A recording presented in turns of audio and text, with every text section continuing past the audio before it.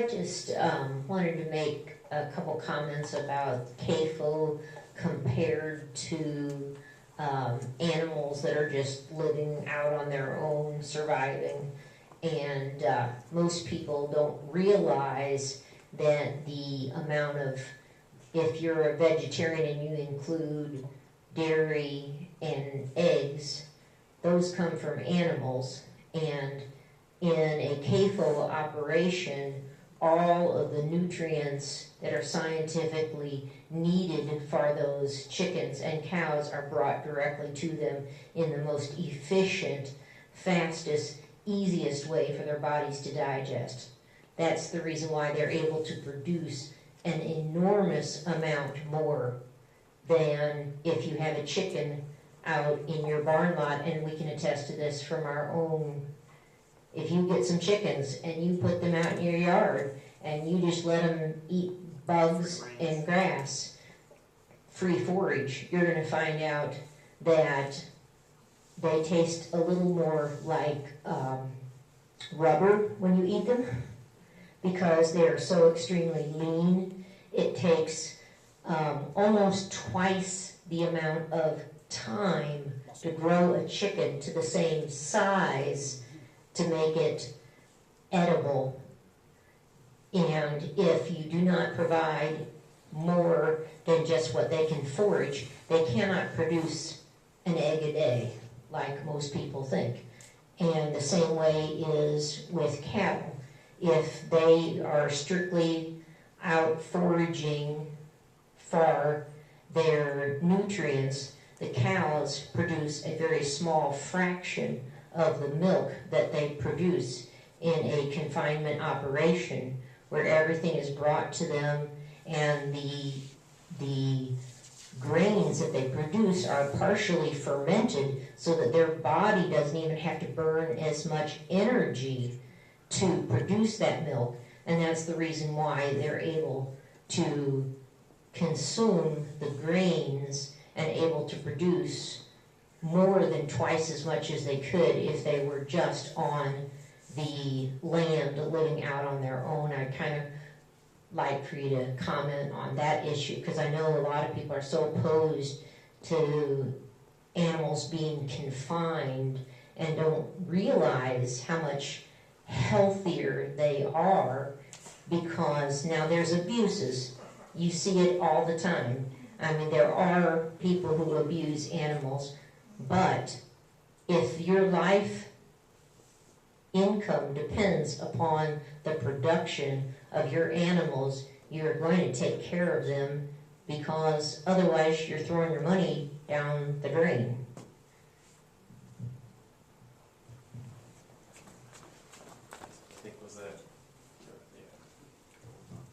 I think the explanation preceded the question.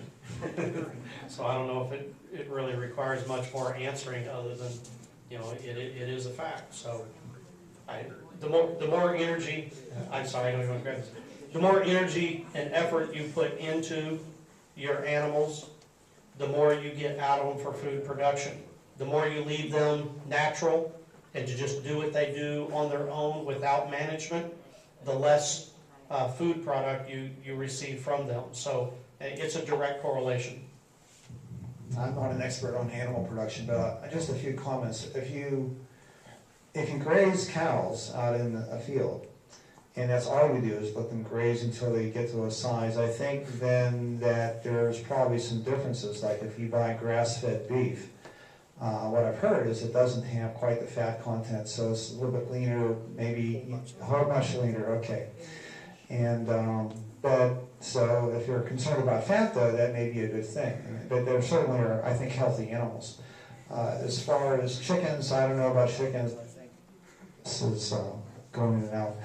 My wife and I sometimes buy, free-range chickens from the Kirkwood Farmers Market, and they taste pretty good to me. I don't have a problem with that.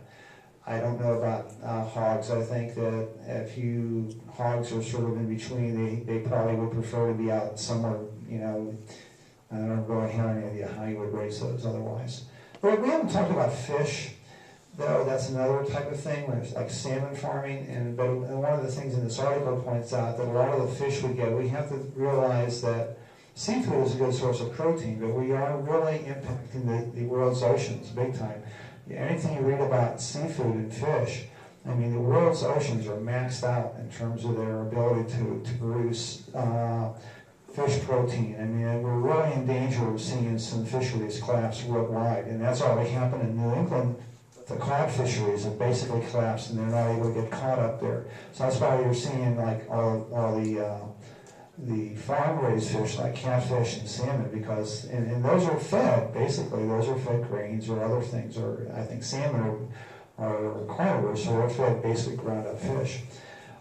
Finally, there's hunting, and I don't know how many people feel about hunting, but I know people who do deer hunting, and I don't have any problems at all with deer hunting. And in fact, if we didn't have deer hunters, we would have a serious problem with deer management. And anyone who just lives in St. Louis here knows that we have way too many deer roaming around. So if you're totally against killing animals, then how do you manage the deer?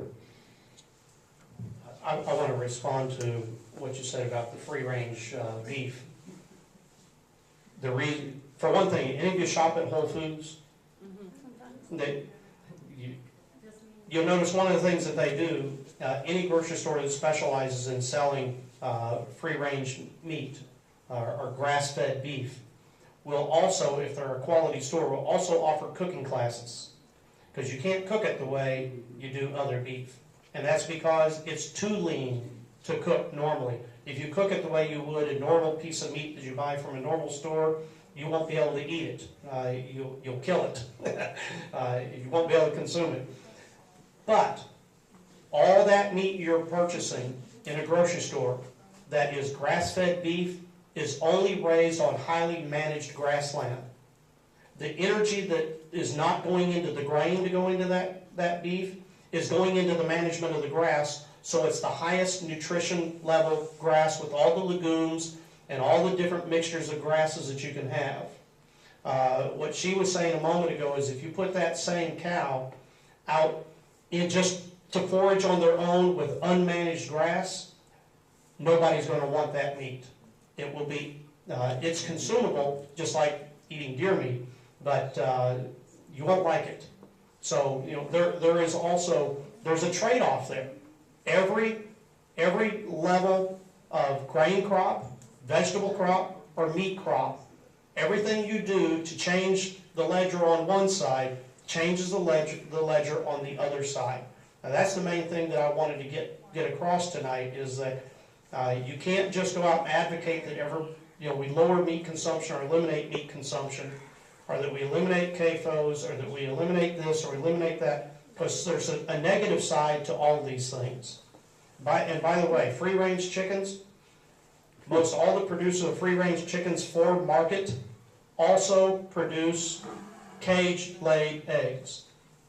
That means the cage-laid eggs are coming from chickens that are in cages.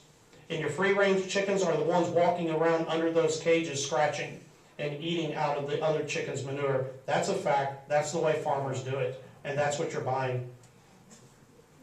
Okay, I think we're actually going to have to wrap up there since we're out of time.